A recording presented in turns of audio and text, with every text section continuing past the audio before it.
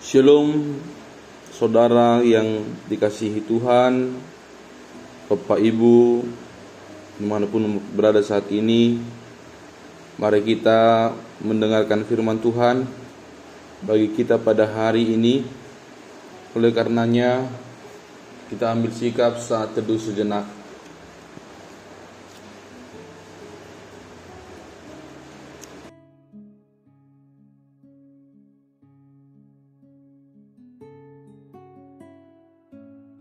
Amin. Firman Tuhan bagi kita hari ini didasarkan pada Yohanes pasal yang ke-16 ayat yang ke-22.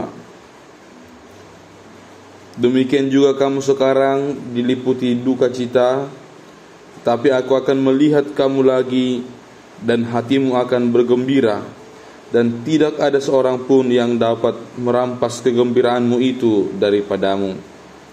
Bahasa Bata di Dok Yohanes 10 ayat 22, dihamupe nuaeng dok niroha alai idak kudohamu se gebelasma rohamuna desi jaladang buaton siak kamu halalasngi rohamunai.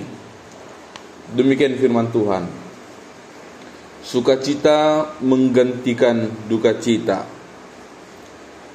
Hari ini kita berada dalam momen di antara Jumat Agung dan Paskah. Jumat Agung baru saja berlalu, dan kita mengingat pengorbanan besar Yesus di kayu salib. Suasana Jumat Agung adalah suasana duka cita, kesedihan, dan kehilangan. Para murid juga mengalami hal yang sama ketika Yesus berbicara kepada mereka dalam ayat ini. Dia mengetahui bahwa para murid akan menghadapi momen tergelap mereka, melihat guru dan Tuhan mereka mati di kayu salib. Namun, Yesus memberikan janji bahwa duka cita mereka hanya sementara. Dalam konteks Yohanes 16, Yesus sedang mempersiapkan para muridnya untuk menghadapi penderitaan dan kematiannya yang segera tiba.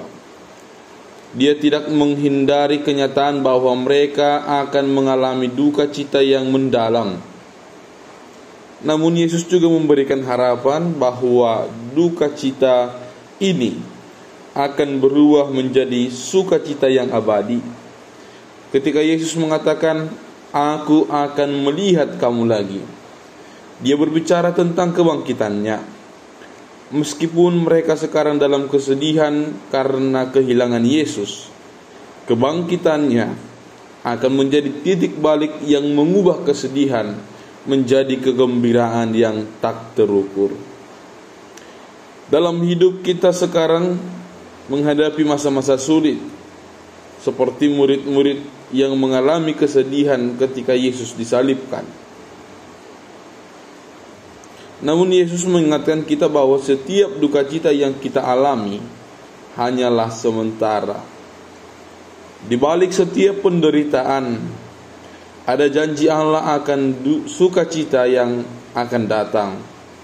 Yesus berjanji bahwa tidak ada seorang pun yang dapat merampas sukacita yang Dia berikan. Sukacita dari dunia ini bisa hilang, tetapi sukacita yang dari Yesus adalah kekal. Mari kita berpegang teguh pada janji Allah ini, terutama ketika kita merasa terpuruk. Sukacita yang Yesus janjikan adalah sukacita yang melampaui penderitaan, rasa takut, dan bahkan kematian.